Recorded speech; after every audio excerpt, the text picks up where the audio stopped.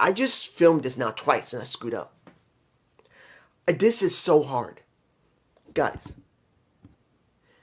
I have been on this world for 55 years coming in July. Nothing wrong with that. You can say what year you were born in. You can say what year you were born, or you could say how old you are. I'm 55 almost. I've been alive a long time. I've watched wrestling since I was 6. I saw wrestling when I was about 6 years old, maybe 5 or 6 years old. And counting on that one part of my life where my ex-wife, my wife at the time, really didn't care about wrestling. I didn't want to start fights with her. And for almost 10 years, I didn't see any wrestling when I had to go to college. I didn't see any wrestling when I was working and when I was married. There was very little time to see wrestling. Out of the 10 years, maybe the maximum I had was maybe about 5 or 6 months of seeing any wrestling at all. And it was sporadic throughout those 10 years. I have been a wrestling fan since I've been a kid. And when I picked it back up again when I was in my 30s, I have not stopped watching it. I still love wrestling. But I'm going to tell you this right now. You've already seen the title. This is the worst week in wrestling history. Weekend in wrestling history. You see how this is upsetting. Night 1 was a wash. Let's make that very clear. There was only one real match that was good there, and that was Seth Rollins and Gunther. All the other matches could have been on SmackDown or Raw. And the ending of that show made no sense, and they knew it made no sense because they had no idea how to write themselves out of it. I heard JD talk about it, and Alex, they're saying, well, they had no choice. They admitted that it sucked. They had no idea.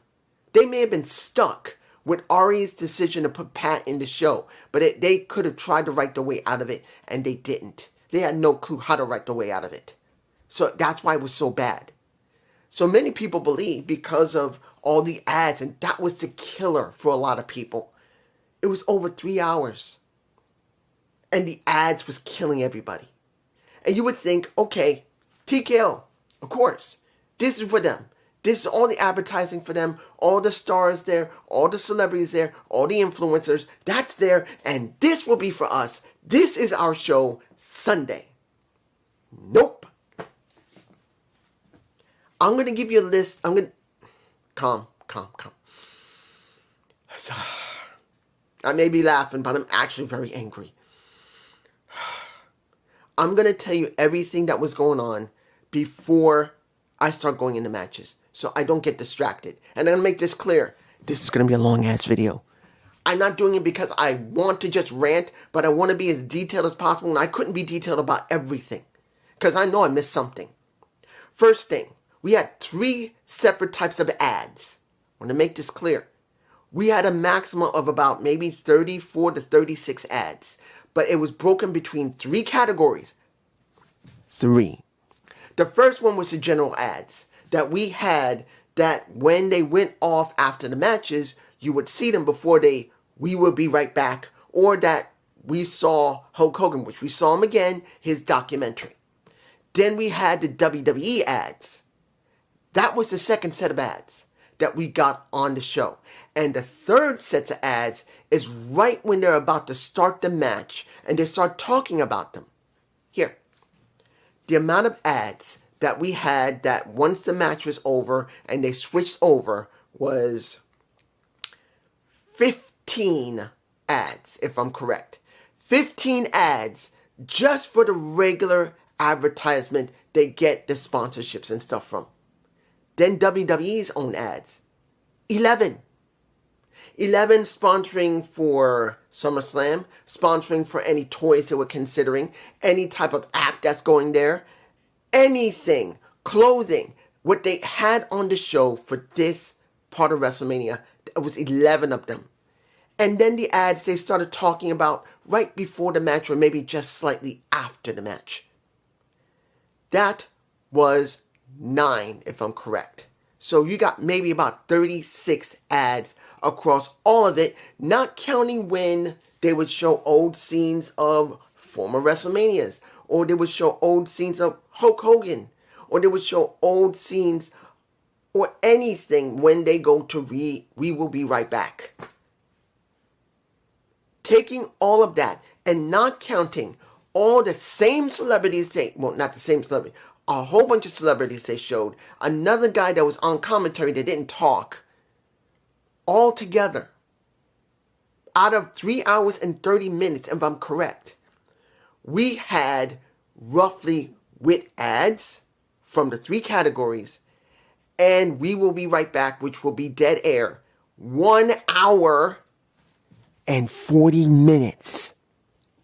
And the amount of wrestling, counting the Danhausen segment, only 2 vid packs, and the wrestling all itself, 1 hour and 20 minutes. Or maybe 1 hour and 25 minutes. I'll say maybe 1 hour and 20 to 25 minutes. That's what we got. And if anyone is saying, oh, that wasn't so bad, are you daft? Are you insane?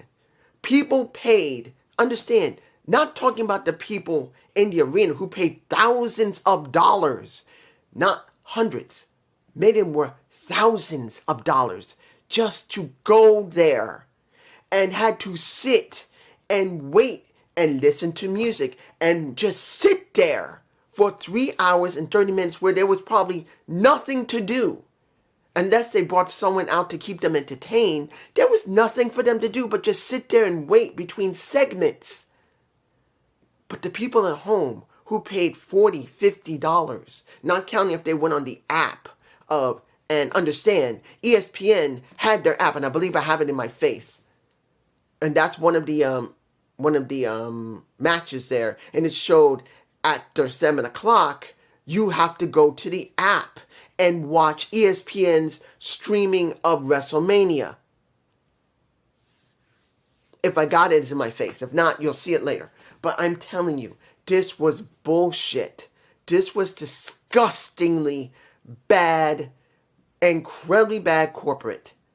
And after 2 years, and I think I'm one of the rare few, if I'm not one of the only ones, and I know there's got to be at least a couple of other people like me 2 years ago who called this shit.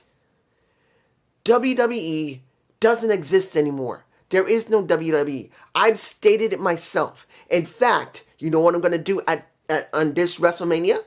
This WrestleMania review, because I didn't do it in the other one. I found a link to Silver Lake, its own website, stating that Endeavor has been acquired. I'm leaving the damn link in there because I'm tired of hearing JD, Alex, Solomonster, and anyone else talk about TKO. TKO doesn't exist anymore. It's Silver Lake owning it. Ari doesn't own it anymore. Silver Lake owns it. I know what I was saying almost a year ago, that they had been bought out, and this, you never know, could come from the shareholders of Silver Lake, no matter what anybody says about Ari. So I will be leaving the link of where they talked about buying Endeavor. So, let's get into this show, which only had 2 matches out of 6.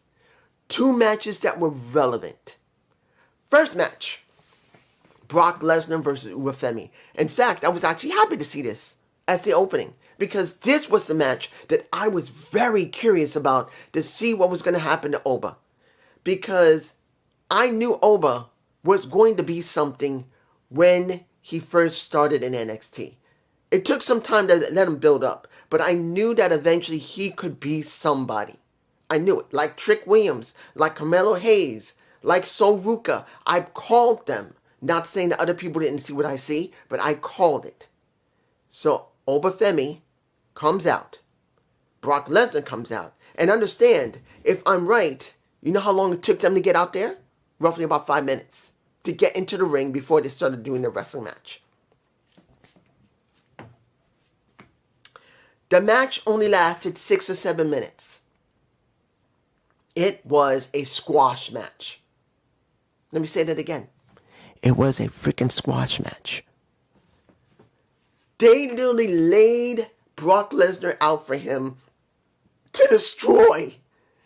And Brock was destroyed beaten as Ubafemi does his pose and Brock's in the ring. But then, something I didn't see because I hadn't checked the dirt sheets.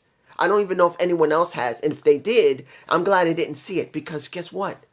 It's in my face. Brock took off his boots, took off his gloves, laid them in the ring, said thank you. He's done. This was, as far as we know, Brock Lesnar's last match, which was a squash match for Ubafemi to get over, which Michael Cole made it very clear. Ubafemi is now the new beast. I'm going to tell you this. You could say a lot about Brock, and they pushed his ass in the moon. Vince never liked to see Brock get beaten. Never liked to see Brock just be laid out. But at this point, where Brock is at least nearly as old as I am, maybe a little younger than me, or maybe a little older than me, but he's been going back and forth, doing his farming or doing a coffee shop. I don't remember what he had. No, a sandwich shop. I think he has a sandwich shop. And I still think he works on farm. He doesn't need wrestling anymore. He doesn't need MMA anymore. He's done everything he needs to do. So seeing him retire is wonderful. I'm happy for him. He's earned his retirement. He gave everything to pro wrestling and to UFC and mixed martial arts. You see I'm botching here. The thing that gets me, it does upset me that I would have liked to see Brock have more time for his match with Ubafemi. To make it very clear that Brock had to struggle and then finally get beaten. But they wanted to make it as quick as possible and just end it. Not saying that maybe Brock might have been injured or Brock said, I'm willing to do the squash match, but I want it under 10 minutes. That could have also been it. That might have been his request. That he wanted a short match, either because he might be injured or he just doesn't want to do it very long. He wants to put over Ubafemi. Do what he wanted to do was to undo his boots, his gloves, and say thank you to everybody. Hug Paul Heyman, which he did, which has been his manager for years. Has always been there for him. Always was able to talk for him, always be able to cover for him. Had been there for him. And he's his friend. So he got a chance to say goodbye and give a big hug to the guy who gave him his career. And that might have been it. I will say this. It hurts a bit that it was so short. But if Brock actually asked for it, which we don't know, unless it comes out later, and it could, if he made the request for it to be short and to the point, then that was his wish. And I'm alright with that. Even if it's too short for me personally, I respect that. Next, let's go to the second match, which I didn't care about. Yeah. And this was the first match that had a vid pack on it for this night, which was one of the only two. And that was for Penta. Penta having his moment to have a vid pack. And who do we have in that match? Rey Mysterio, Dragon Lee, Penta, JD McDonough, Devon Evans, and Rey Mysterio. It was a fast-paced match. Oh, and Rusev. Almost forgot Rusev. It was a fast-paced match that lasted maybe 10 to 12 minutes. I can't be exactly sure. I wasn't paying full attention. I know it was over 10 minutes. So it's probably between 10 to 12 minutes. I don't think it was 15 to 18. I don't think it was 20 minutes. I think it was roughly no more than 10 minutes. And if it was a little more, it was maybe 12. And Penta managed to retain. Now, it was a rough match. Rusev looked like he might have actually gotten hurt.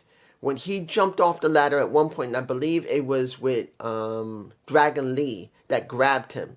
And he might have actually hurt himself. I'm hoping I'm wrong. I'm hoping he's all right. But when he already was standing on the ladder after he climbed outside the ring to get there, because they had a ladder set up, I think I got a shot of it. It's in my face. Was it Ray or was it Dragon Lee who did the senton on him? I think it was Ray. But I do believe it was Dragon Lee who grabbed him and pulled him down from the ladder where he possibly hurt his ankle. He might have been hurt. Now, did Devon Evans look good? Yeah, he did. He looked good in this match. He made sense in this match because he is a high flyer. And he took a lot of pounding. Now, when it came to Penta with J.D. McDonough and doing that Canadian Destroyer, that the latter did not crush in. And I don't know if that's a good thing or bad. Because when he did that Canadian Destroyer, and I think I got a shot at that, and that's in my face, I do not know if he's okay or not. I think he's probably fine. But when he took that Canadian Destroyer and the ladder stayed like this instead of going like this, I could say that's a good thing because that could have wrapped around his head. I'm just hoping he's alright. In the end, Penta retained. That's it. We move on. And to be honest, this could have been the main event on Raw or SmackDown. I'll be honest here. For me, it didn't feel like a main event, like an event for WrestleMania. I'm sorry. If you guys liked the match, and it wasn't a bad match. I didn't hate it. But it was a 10 to 12 minute match with a ladder. And it didn't feel important. It didn't feel special. Yes, it's a ladder match for the IC title. But that could have been done as a main event for Raw or SmackDown. It didn't feel important. I'm sorry, it just didn't. Moving on. Next match, the IC title match with Sammy, who was booed by everybody. Trick Williams being introduced by Little Yachty. I don't care about Little Yachty at all. It don't matter with me and Little Yachty. Little Yachty means nothing. I cared about Trick Williams. My boy. The one I said out of everyone, I believe I might have been one of the few people, or one of the few, or one, that said that Trick Williams had something almost 2 years ago at Halloween Havoc. I probably said it at that Halloween Havoc 2 years ago when he was with Carmelo Hayes. I believe, and I said it then, I believe that Trick needs to be separated from Carmelo, and he has to show he can go in the ring because he has a great look, he has a gift for gab, he has charisma out of his ass, but he just needs to show he can go in the ring. And look at him now in WrestleMania. And I'm so happy for him. He busted his ass and proved himself. Now, was the match good? It was okay. It was an okay match. Maybe it was due to the fact that the story for Trick and for Sammy isn't that great yet. Maybe it just didn't feel that strong. And I think that's the reason why we have, like, the ladder match. The ladder match didn't feel important enough. Just like Trick Williams' match here didn't feel important enough with Sammy, who supposedly after he became champion and started being told, oh, you still can't get anything done as champ. And in this match, Sammy was acting heelish or just frustrated that people didn't believe in him. I'm like, it doesn't feel special. It doesn't. It didn't feel special. When you look at Uber Femi and Brock Lesnar, that was special. We knew this was a possibility for Uber Femi to be put over by Brock. This was something that everyone was looking forward to. I was looking forward to it. I wish it had been longer, but it was what it was. But then, I don't know how long the intro for Trick Williams and Sammy was. I don't know. I didn't check. But the match itself was about almost 8 minutes, 7 to 9 minutes. I can't remember. I think it was somewhere 7 to 9 minutes. It might have been 8. But I think it was either 7 minutes long or 9 minutes long. That was a short-ass match. And Little Yachty had to help Trick to win. And I think Trick didn't need help from nobody. Look, Trick is a heel or Trick is a face. I think when it came to WrestleMania, he didn't need Little Yachty to whack in the face a Sami Zayn. He could have just won. Yeah, he could have cheated in the ring. Fine. But he didn't need a celebrity to give him the opportunity to be able to win. He didn't. And that takes away from Trick Williams. Trick didn't need someone's outside help to win. Yeah, he could have cheated in the ring, which he really didn't need to. I really think even if he was a heel, he could have won it clean. And then he could have beat the crap out of Sammy afterward with Little Yachty by his side. And that could have been fine too. But we didn't get that. So for me personally, it feels like it's lacking. Next. Alright, the next match. And I timed this one. Finn Balor versus a Dominic Mysterio. Now, supposedly, I didn't see the kickoff show. They changed it from being a regular straight match to a street fight. So it would make it more interesting for a Finn Balor as the Demon to get over. When they started, we had 7 minutes for both of them to come out.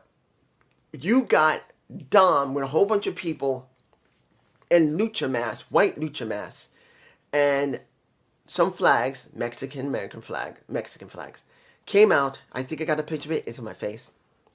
Then you had Finn Balor come out with a heart on the floor, and he touches it, and he becomes the Demon. That took 7 minutes. Let me tell you this. The intro for both of them was almost as long as the match, because their match was only 10 minutes long. And I'm going to be honest here. That street fight did not feel that important. Didn't feel that great. I'm being honest here. Look, I like Finn. When he was the Demon back in the day, he was a lot more interesting. I would rather see him act like an Undertaker as the Demon. And at one point he did act like the Undertaker when he came up by one. But he did it once. And I felt like the match needed more. It just needed more. Look, I don't hate Dom. I don't hate Finn. But it feels, even though they had this story, and look, I'm not oblivious to the story of the Judgment Day. I'm not. I know the Judgment Day had a long story when it comes to Dom and Finn. But it felt like it needed something extra. It just did. I don't know if this street fight was the wisest thing to do with it. I don't think it was. It feels like it needed another stipulation other than the street fight. Maybe a last man standing match would have been a better stipulation than a street fight. Because then you really see how tough Dom is compared to Finn, who could use the Demon to keep him getting back up over and over again. That's what I think might have been better. A straight street fight wasn't enough. So yes, Finn won the match. But at only 10 minutes. And understand, all the advertisement, all the dead air when they say we'll be right back, the Hulk Hogan bits, that was an hour and 40 minutes of nothingness but ads and dead air. I would have liked them to go 20 minutes. They could have done 20 minutes or 25 minutes with the damn ladder match. But it was maybe 10 to 12 minutes. This was getting bad, and I was reaching a point, and I'm telling you this, guys. By this time, before we went to Jade and we went to Rhea, I was like, and understand, I've never lied about it.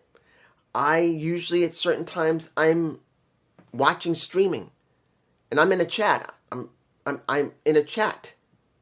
And I usually, on a Sunday, would be in a chat right now. And I chose to do pro wrestling. I was thinking about turning this damn thing off. Forget about doing WrestleMania at this point, because even though matches were not bad, I was already just thinking about wanting to go to the chat room I usually go to and be with the streamer I know and the rest of the chat they're like friends to me. And I was already beginning to think it, but I wanted to be like, no, I love wrestling. This got to be better. It's got to be better.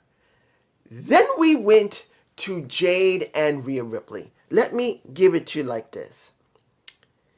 It was, what was it? The intros for Jade and the intros for Rhea. They started at 7:58. And they went from 7:58 to 8:05 for that. 55, 56, 57, 58, 59, 8 o'clock. 7:58, 7:59, 6. It was all right. It wasn't that long compared to Finn. I say it was like, what? Oh, wait. Hold on. I think I'm getting things a little confused. I think it was 7:57 and 8:04 when they had all that intro to get into the ring. And then we looked at the match itself, which lasted not 20 minutes, not 25 minutes, not 30 minutes. I'm not saying they should, but not even a 30-minute match. 10 minutes. And that included B-Fab as well as Michin coming out as the new baddies. If you guys remember in AEW, the very first years of AEW, when Jade Cargill was brought in and she had to have a team behind her when she was champ, they had the baddies. Guess what? She's got a new set of baddies. Now, it's B-Fab and it's Michin that are her sidekicks as the new baddies. And I'm going like, what the fuck? Now, understand, I have not watched Jade Cargill for a while. Because, like I said, I don't always watch SmackDown or Raw. I'll see highlights, or maybe I'll try to catch it once in a while after it's been done and I would see a replay of it. I am watched her wrestle. And when you watched her wrestle, she was fine when it came to the power moves. But when it came to finesse, when it came to showing that she can really do wrestling moves, and you had her go up against Rhea Ripley, who is known to be in the top echelon of women that can wrestle, she looked bad. Now, mind you, did she sell well? I'll say she sold better than she did before, because she never used to sell very well at all. She didn't always sell very well. I will say she's improved in the selling. And that means something. You may not be great in the ring, but if you make your opponent look good as well as you try to get to the offense in, that can help a long way to making the story flow better in the match or in the feud you're in. But as a wrestler, she's still not that good.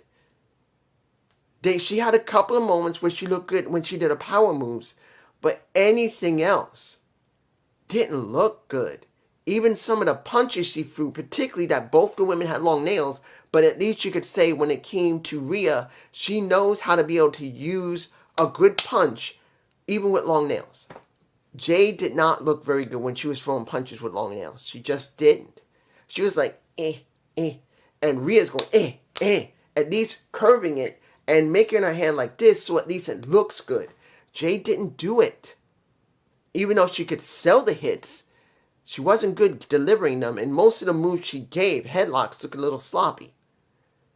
In the end, Rhea won the match, just like Trick Williams did, just like Penta did.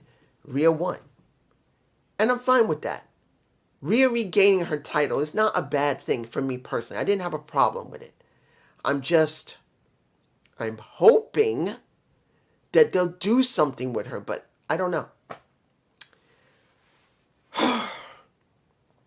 Let's get to Danhausen.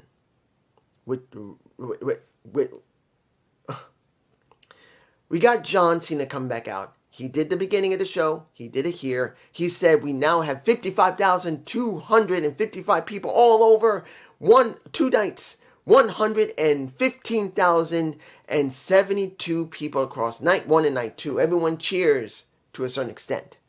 Because not everyone was cheering. Throughout most of this show, there wasn't a lot of cheering. And I'm telling you, only in the beginning, where Brock Lesnar, they were showing respect to Ubafemi and Brock. The ladder match didn't really get a lot of cheers. The IC title match, no, U.S. title match, not IC. The U.S. title match got some decent cheers, but not great cheers when it came to Trick. But it was bad. When it came to Dom and Finn, it really didn't have a lot of cheers.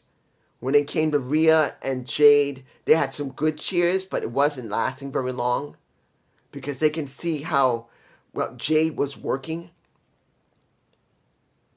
But here, they didn't cheer very loudly at all.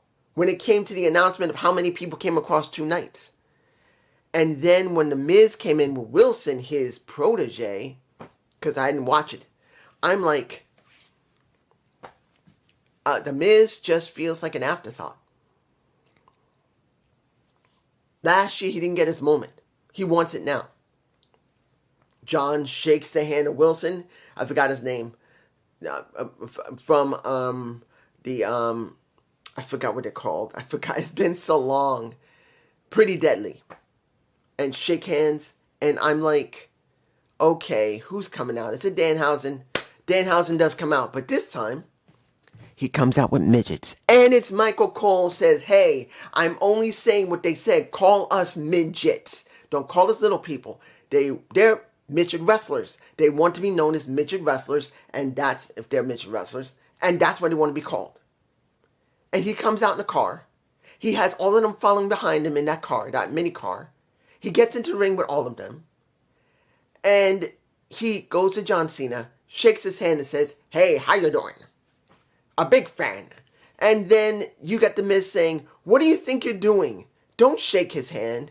And then he tells Wilson to go up to one of the midgets, I think a midget wrestler, and pretty much tell him, get rid of him. And he says, you're toxic, shoves him to the ground. Danhausen calls another midget. And he says, go get him. And he hits him in the balls with his hand. I don't have an image of it. And then, eventually, Wilson, who's with The Miz, also gets hit in the balls. Well, he already got hit in the balls. It's The Miz who gets hit in the balls. And I'm like, what? I get they do that in NWA. I know there's a midget wrestler there who does hit people in the balls. He does. There's a midget wrestler in NWA. I don't know his name. I saw him once before when I did my NWA review a couple of months ago. I forgot what his name is. But he has hit people in the balls. And now we get this here in WWE.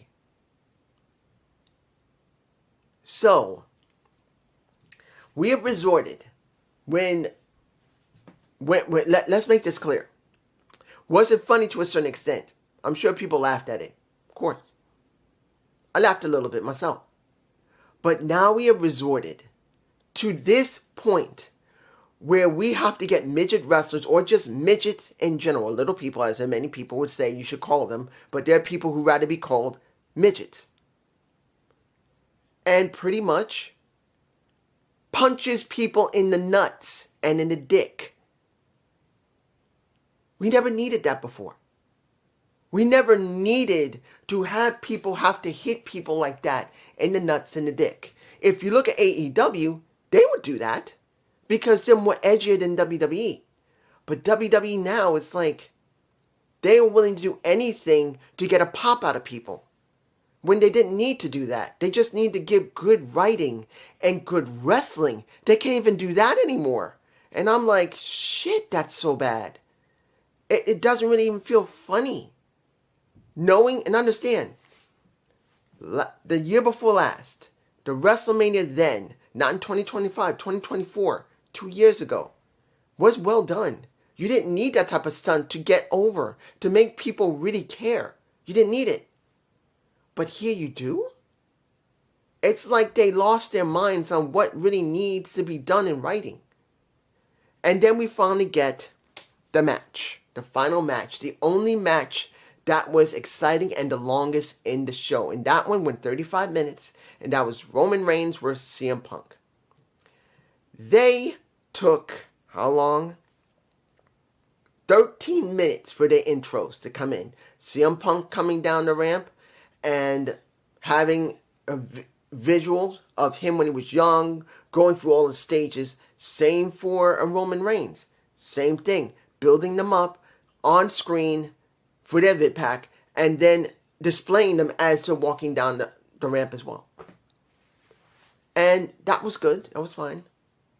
But the one thing that was upsetting for me personally, I don't know about anybody else, for both shows, no commentary was allowed to speak as they're going down the ramp until they reach the end of the ramp when they're about to go into the ring. And I'm like, what? One of the things, understand guys, oh hang on, it's still working, I'm sorry for that. I thought my battery might have died. I'm using new batteries, so I don't know if they're good or not. Sorry about that.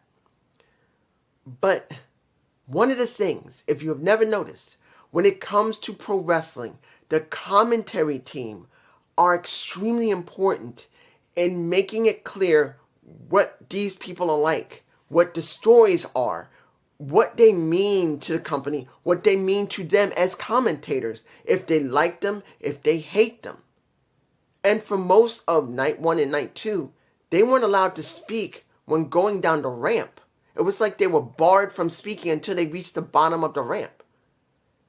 And without any interviews, and remember, they used to do interviews before the match to give us something to work with before the vid pack would be shown or after the vid pack.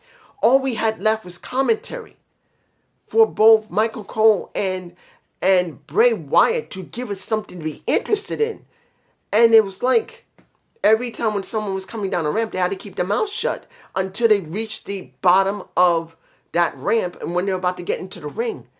And that just took away from the show even more. Now, was the match bad?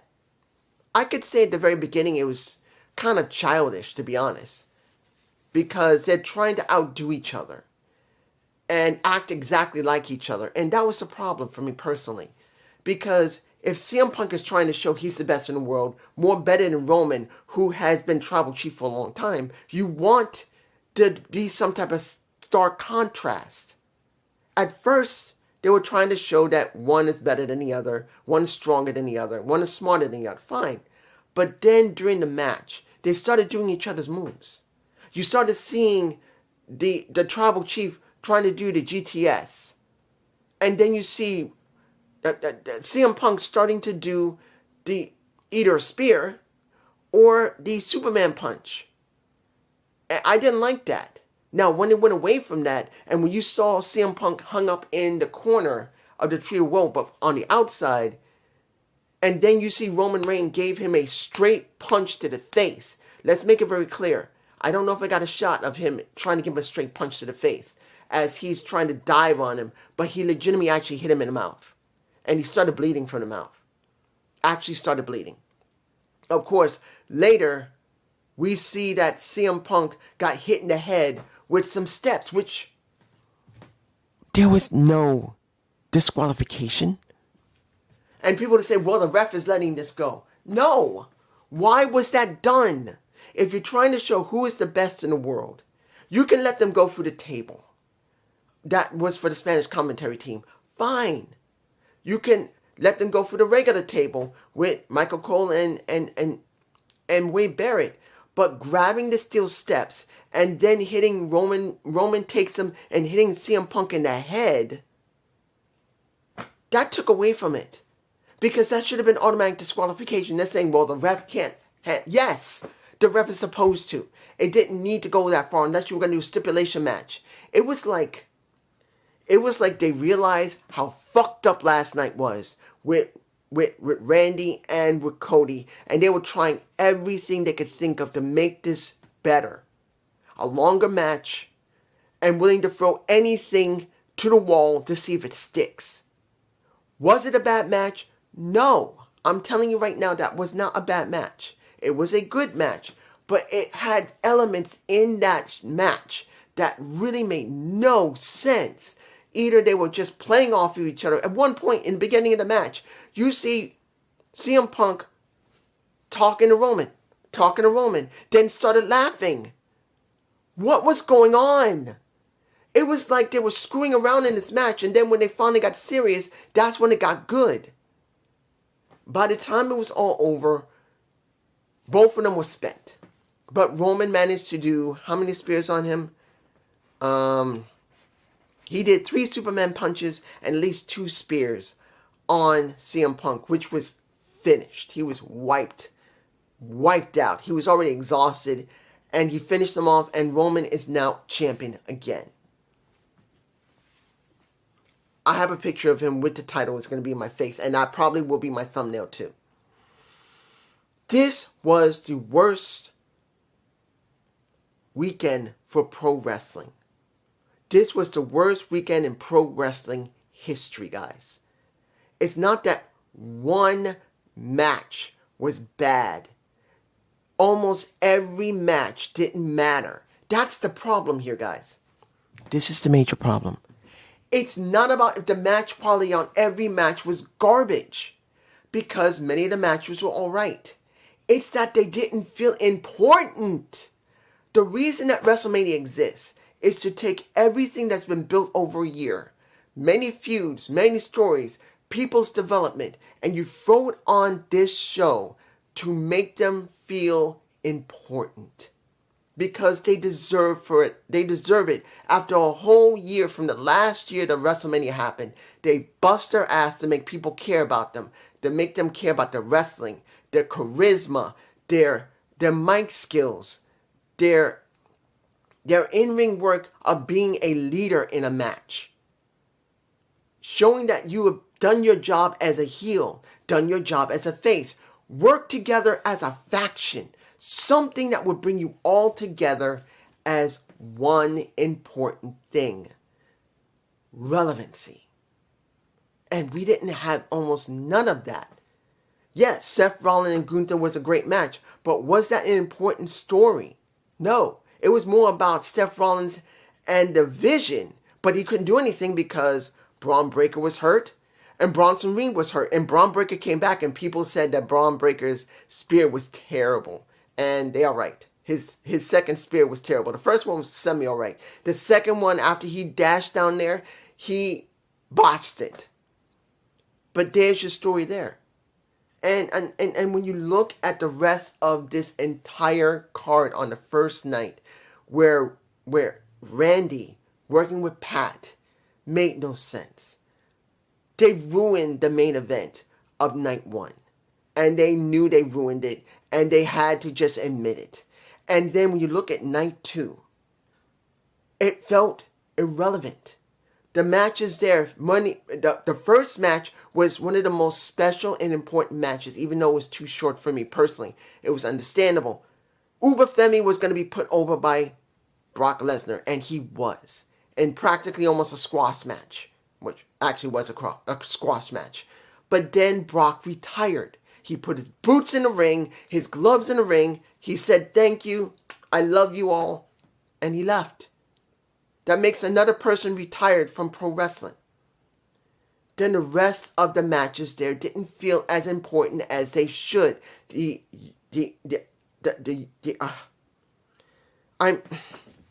have to look at my paper because I'm so frustrated right now that I'm like, what did we really get?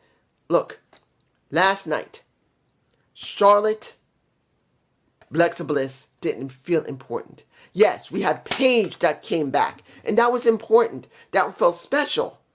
But it wasn't because of the match. It was just because of Paige. Cody and Randy lost everything.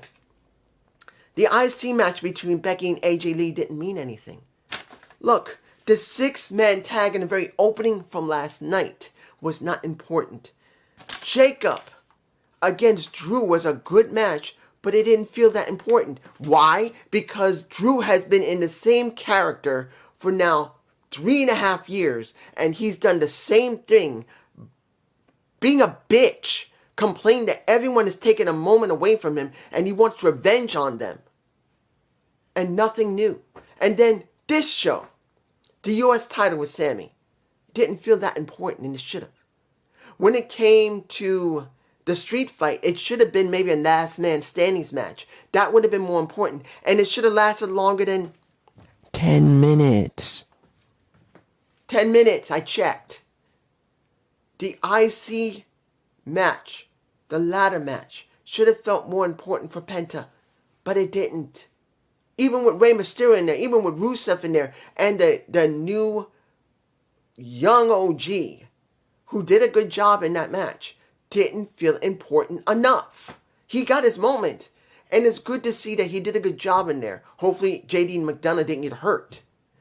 But everything just didn't feel important. Jade Cargill and Rhea Ripley had 10 minutes. Longer than the other matches last night. But still, I didn't care about Jade Cargill because Jade never felt important. She didn't feel important. She hadn't done very good with the ring work. And you see from the match, she didn't do great in the ring. She had good strength. But the rest of her fundamentals are still lacking. And it had to be Rhea who had to take up the slack. But even she couldn't. Even with Michin and B-Fab there, that wasn't enough. And then we get the final match. The final match where these guys had to kill one another to try and make up for night one. And the match was great, but it didn't save the entire show. This show felt irrelevant. And it had only 2 matches that were important. And that was Femi and Brock and the Punk and Roman Reigns match. Everything else felt like it should have been on SmackDown or Raw. Just like the night before. And they destroyed the entire closing of the last match last night. And even with Paige coming back and Braun Breaker coming back from last night, the overall show, I'm going to tell you, D. No, I shouldn't say D. I'll say C. C+. I gave a C over there. C+, I believe, last night. Here, it felt like a C as well. So the best you might get, if you're going to combine them both, is maybe a B. Maybe. So this, and that's with some people. Me, this felt like a C- or C show. So it is the worst weekend in pro wrestling history. This is my point of view. You can tell me what was great about it, and I'll do a discussion with you guys. I will discuss, hey, maybe I missed that. But let's be honest. 1 hour and 40 minutes of ads and dead air killed both night 1 and night 2. And with both shows having maybe an hour or so of actual wrestling, it was done. But it's just me. Peace.